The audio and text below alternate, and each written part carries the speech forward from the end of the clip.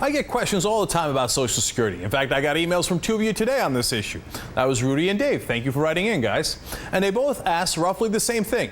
How can Social Security have a $2.5 trillion surplus, and yet everyone says it's just a bunch of IOUs? Well, that's a great question, so here's the answer. Of course, you pay into Social Security throughout your whole life through the payroll tax.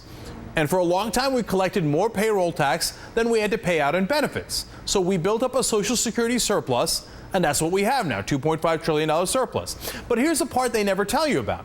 They took that money out of Social Security and spent it on the rest of the budget. So that surplus was spent on wars, tax cuts, etc.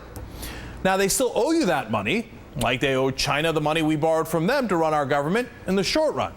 But when they go to pay your benefits in any given year, they have more trouble because they already spent the money. Now, they would never suggest that we shouldn't pay back China or anyone else we borrowed money from, because that would put it into question our full faith and credit of the United States. The financial markets would flip out over that. So they never refer to that money as just a bunch of IOUs. But when it comes to the money that they borrowed from your Social Security surplus that you paid into your whole life, well, then that's just a bunch of IOUs. There is no surplus in there. It's a bunch of IOUs. Okay, that's what I wanted to actually get at. Listen, $2.5 trillion of IOUs. Now, since they don't want to pay you back what they owe you, politicians in Washington are talking about how Social Security is in dire straits. It's totally not true. They're just in a panic over how to pay back that surplus that they already spent on other priorities. Now, here come Democrats and Republicans with their fake emergencies. Here's Democratic Senator Dick Durbin. In 2037, as we know it, Social Security falls off a cliff. There's a 22% reduction in payments, which is really not something we can tolerate.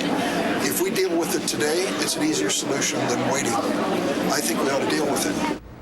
So Social Security pays 100% of your benefits for another 26 years. And if you don't, quote, fix it, they still pay 78% of benefits 26 years from now. How is that falling off a cliff? But notice that was Dick Durbin, a so-called liberal Democrat, playing the same exact rhetorical tricks as the Republicans. He's part of the gang of 6 senators who claim that they are going to come up with a proposal for deficit reduction somewhere between Congressman Ryan's Republican plan and President Obama's plan, which means it is already massively on conservative ground.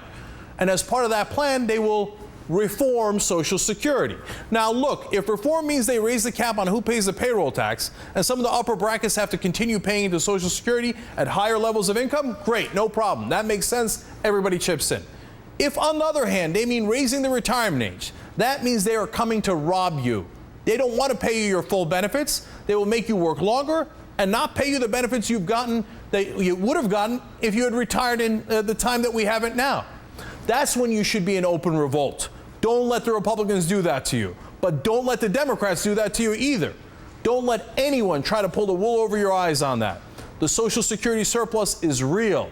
That's money you paid into. That's money you're owed.